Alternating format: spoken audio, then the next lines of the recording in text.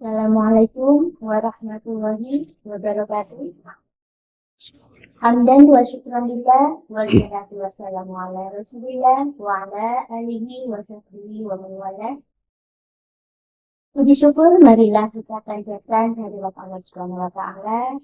Alhamdulillah atas berkat rahmat karunia dan hidayahnya kita ini masih diberikan kesempatan bersama nikmat iman dan Islam dan juga sehat sehingga pada hari ini kembali lagi pada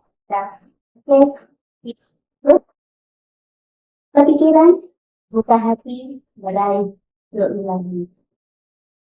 Salawat beserta salam senantiasa tercurah limpahkan pada junjungan Muhammad Sallallahu Alaihi Wasallam, para sahabatnya, sahabatnya sampai pada kita selaku umat yang mudah-mudahan senantiasa mendapatkan syafaatul uzma di dunia akhirat.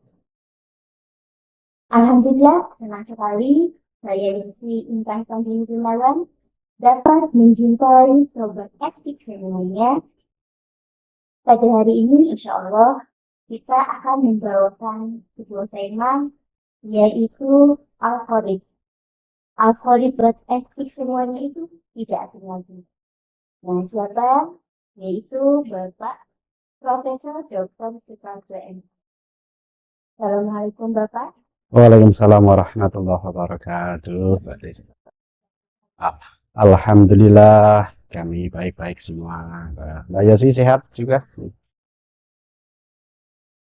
Bagaimana puasa hari ini?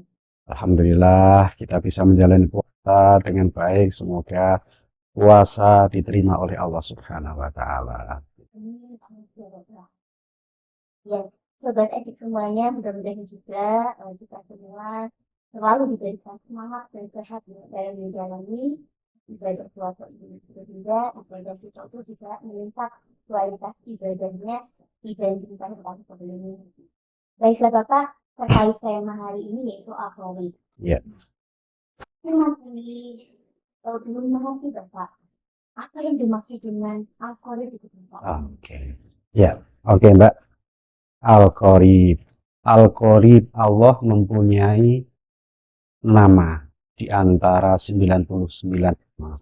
Salah satunya adalah Al-Qorib. Al-Qorib itu artinya Allah yang maha dekat. Dekat dengan siapa? Dekat dengan semua makhluknya Allah Subhanahu wa taala. Kita manusia, makhluknya Allah. Oleh karena itu, Allah juga dekat dengan kita semua. Tuh, jadi Allah itu dekat dengan kita. Jangan membayangkan Allah itu jauh. Allah itu entah di mana, atau kita membayangkan Allah nggak tahu kita di mana. Jadi seolah-olah kita nggak di mana Allah, atau kita tidak terjangkau dalam pandangan Allah Subhanahu wa taala.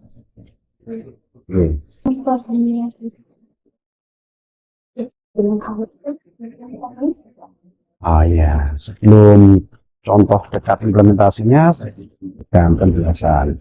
Dekat dengan Allah mempunyai dua arti. Yang pertama adalah dekat dengan jaraknya dengan Allah. Allah sendiri menyampaikan bahwa ana aqrabu min hablil warid. Aku itu lebih dekat daripada urat nadi. Orang kalau urat nadinya itu terpotong berarti meninggal kan. Artinya Allah itu lebih dekat dari nyawa kita sendiri, itu lebih dekat. Karena nyawa itu ciptaan Allah. Artinya secara jarak itu Allah itu dekat dengan kita, artinya bahkan kita itu dalam naungan Allah Subhanahu wa taala. Yang kedua, dekat itu mempunyai arti itu adalah hubungan kita dengan Allah. Artinya dekat itu berarti kita dengan Allah itu kalau mau meminta, ya meminta saja wong dekat. Kalau bahkan kita tidak meminta, tetapi kalau Allah tahu kebutuhan kita, langsung memberikan kebutuhan kita. Tentunya berlaku syarat dan ketentuan ya. Untuk bisa dekat Allah, mendapatkan langsung bantuan sebesarnya. Implementasi dari Al-Qorib ketika kita hidup dimanapun kita berada, kita selalu ditemani oleh Allah. Kita selalu mendapatkan penjelasan. Allah itu dekat dengan kita kasih contoh dalam setiap kisah. Rasulullah Sallallahu Alaihi Wasallam. Begitu hijrah dikejar-kejar oleh orang Quraisy, beliau bersembunyilah beliau. Rasulullah bersama sahabat Abu Bakar berdua di turun. Pada waktu itu Rasulullah karena sudah Rasul ya, katanya dengan Allah sangat tinggi, dekat sekali merasa dekat, jadi tenang. Tapi Abu Bakar itu meskipun paling dekat dengan Rasulullah itu masih ada keimanan Abu Bakar. Wah, iya sih, khawatiran. Karena derap langkah kuda itu terdengar dan suara-suara orang Quraisy apa ya, ngancam-ngancamnya itu terdengar. Jadi Abu Bakar itu nyalinya mulai kejadian. Melihat semacam itu. Rasulullah tahu kekhawatiran yang disasar oleh itu. Rasulullah menyampaikan, ya Abu Bakar, la tahzan, innallaha ma'ana. Jangan sedih, jangan khawatir, jangan sedih, tapi Allah bersama. Itu sebuah implementasi seseorang hamba Allah yang sudah mempunyai keimanan yang tinggi tentang Allah bahwa pada Islam dekat Rasulullah meminta Abu Bakar jangan bersedih kami Allah bersama kita, bukan berarti kalau kita dibuat prioritas hanya berdua saja. Rasulullah bersama Abu Bakar nanti datang orang Quraisy bagaimana itu? Rasulullah meyakinkan kepada Abu Bakar bahwa Allah bersama dia. Nanti Allah yang menyelesaikan persoalan. Seolah-olah seperti itu, Mbak.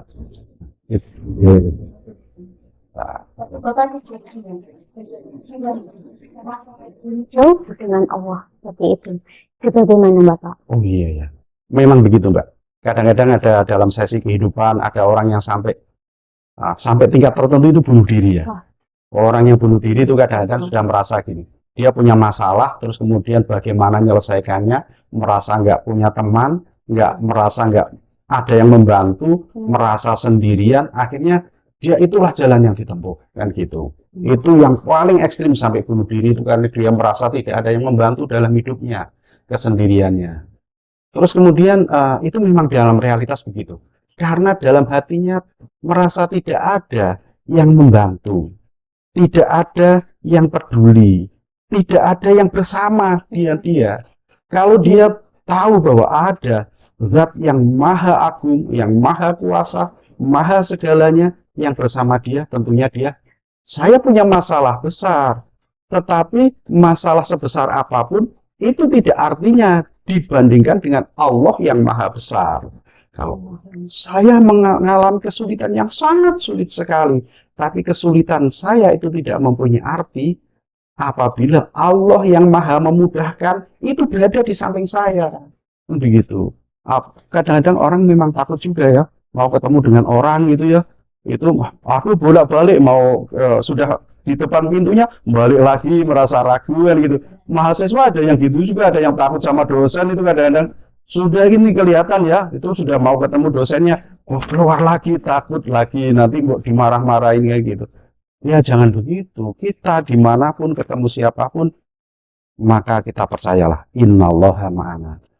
Kalau merasa belum begitu, mintalah, ya Allah temanilah saya dalam proses ini. Begitu Mbak. Gitu. Tetapi dalam proses itu ya memang kadang-kadang ada orang-orang yang begitu. Iya kan, ada yang merasa takut, ya durasinya ada yang pendek, ada yang sedikit, tapi ada yang betul-betul sampai tingkat tinggi. Itu berarti terkait keyakinan kita ya. Ya, oke. Dengan Allah. Terkait dekat nih, arti dekat, definisi dekat. Ketika manusia berdoa atau hamba Allah berdoa, itu ada yang sampai kerasa. Padahal kan Allah itu dekat gitu. Dan yang berdoa dengan suara keras. Oke. Ya, memang begitu ya. Jadi memang kita kalau dengan Allah, Allah dekat. Berarti kita tidak eh, ngomong pun udah dengar, udah tahu. Tapi Allah itu tadi dekat karena jarak, secara emosional apa namanya, spiritual itu dekat. Di Allah itu tahu semua dengan apa yang ada dalam diri kita karena saking dekatnya Allah Subhanahu wa Ta'ala. Oleh karena itu, kalau kita ada dalam doa ya, Allah itu maha mendengar, Allah itu dekat. Kenapa doanya keras? Bahwa itu ada ini, ada apa hikmah sebagai itu. Yang pertama adalah kenapa keras? Dengan berdoa keras itu membuat konsentrasi seluruh tubuh. Nah, kan ya tubuh kita terdiri dari semuanya itu sebenarnya kan terdiri dari unsur air.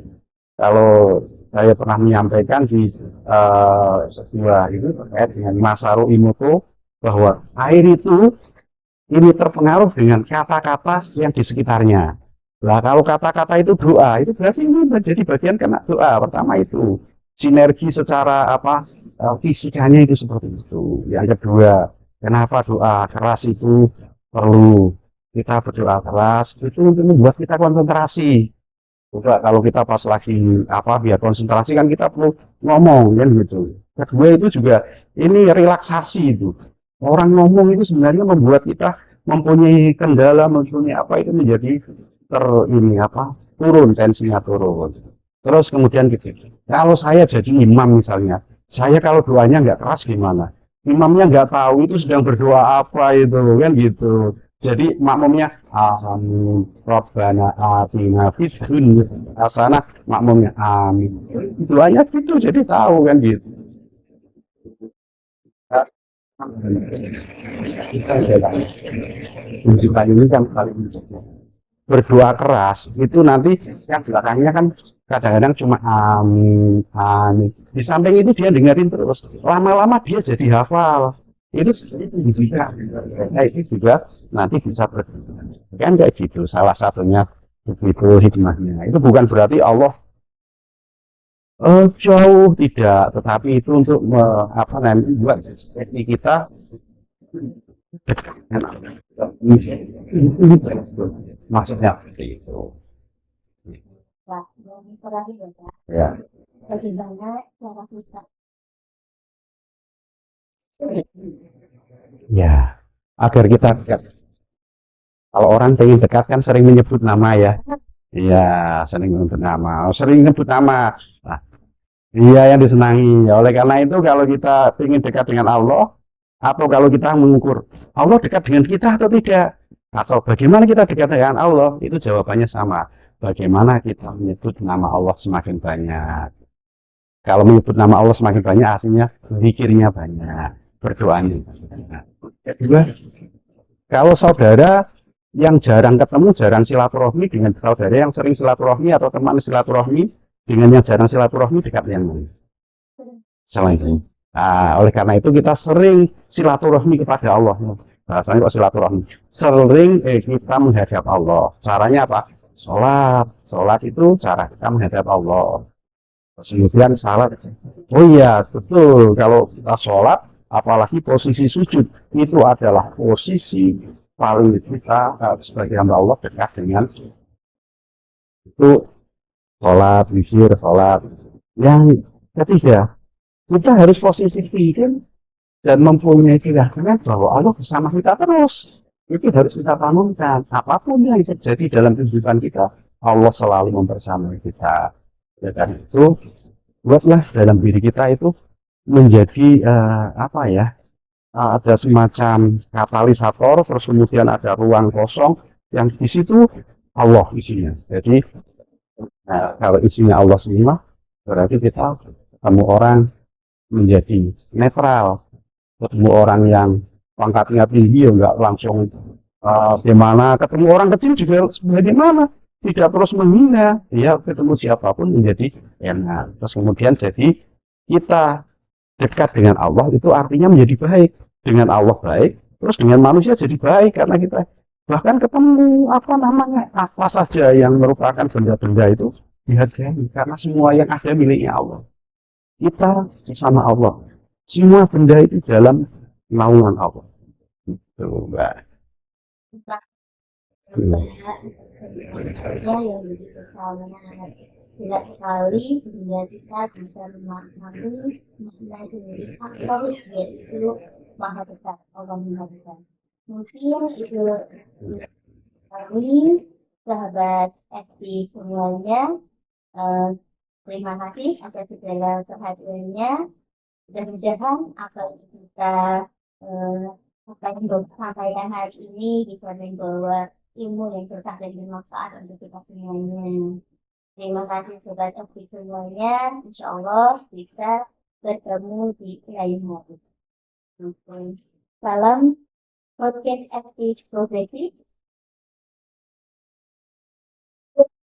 Buka hati, meraih ridho ilahi. Wassalamualaikum warahmatullahi wabarakatuh. Waalaikumsalam warahmatullahi wabarakatuh. صلي عليه ما الطير